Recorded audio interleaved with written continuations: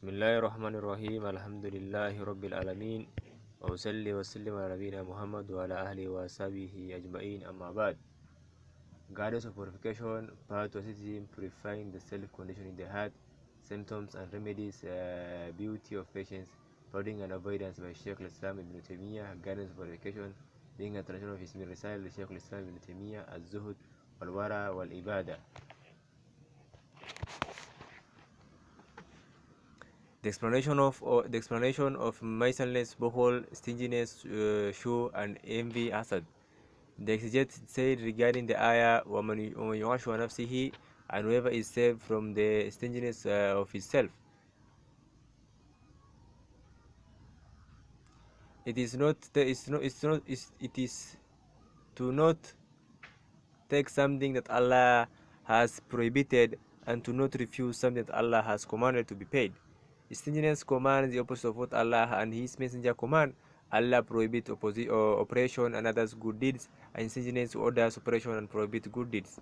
Abdurrahman bin Auf used to circumambulate the Kaaba often, and during the stay on Arafah would say, "Oh Allah, save me from the stinginess of myself." He was talking about that, so he said, "What am I saved from the stinginess of myself? Am I saved from oppression, miserliness, and severing of ties of kingship?" It was also transmitted from him, "Indeed, I fear that I will be destroyed." Someone said, "By what?" He said, "I heard Allah saying, and whoever is saved from the stinginess of himself.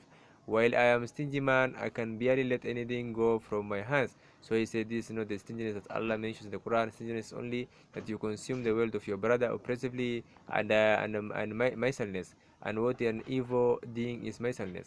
Allah exalted he mentioned stinginess in the context of envy and selfishness in the ayah. ولا يجدون في صدورهم حاجة مما أوتوا ويؤثرون على أنفسهم ولو كان بهم خصاصة.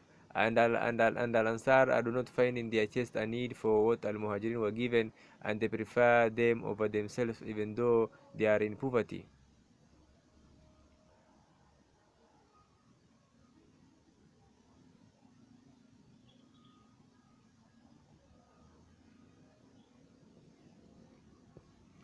Then he said, وَمَنْ يُخَشْ نَفْسِهِ فَأُولَٰئِكَ هُمُ الْمُفْلِحُونَ. And whoever is saved from the sentence of himself, then those that they are successful.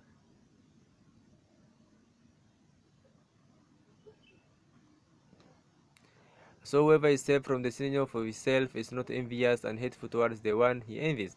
The basis of envy is the hatred towards the one envied. Since can be a man along with greed. Can be in a man along with greed.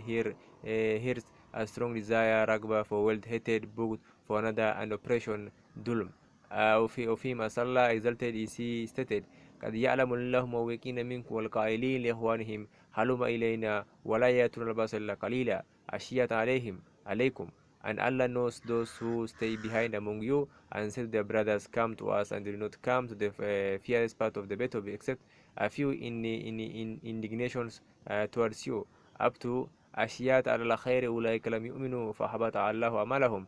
Stingy at any good, those who do not believe, that Allah has frustrated their efforts. So their stinginess with the believers and anything good includes disliking and hating them. Hating any good demands evil, and hating people demands oppressing and severing ties with them, as we do envy. For indeed envy demands that a person envy the other through oppressing the one envied and severing ties with him, as with the sons of Adam and the brothers of Yusuf. So envy and stinginess include hatred and dislike, and they both pose an obstacle to the obligatory and oppression of the person. Indeed, the act originates in him from hatred, in contrast with the hymns which originate from fancy. A person fancies something, then follows it and does it, and his aim in that is an non-existent order, and the non-existent has no benefit. However, that objective envy is a matter which an existent order, so it is commanded is obeyed. Ibn Masud who made of miserliness outside of stinginess, and the Prophet made stinginess demand miserliness. There are those who say that stinginess and miserliness are the same, as Ibn Jarir said.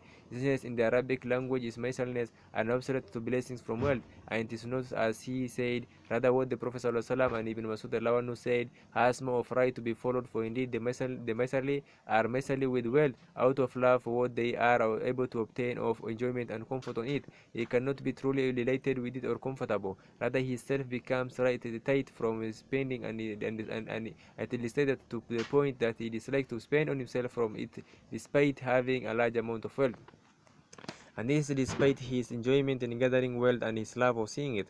There is no real enjoyment here as a basis. Rather, he dislikes to do any good for anyone to the point that even if someone else wishes to give something, he dislikes that. I know. He's out of the hatred for any good, not for the one giving, and not for the one being given. Rather, out of hatred for any good, whatever, to hate and envy the one giving, and the one given is stinginess, and this is and this is that which absolutely demands miserliness. Although every instance of stinginess is miserly, though not every instance of miserliness or stinginess. Al-Khatib says stinginess is more serious in posing as an obstacle than miserliness.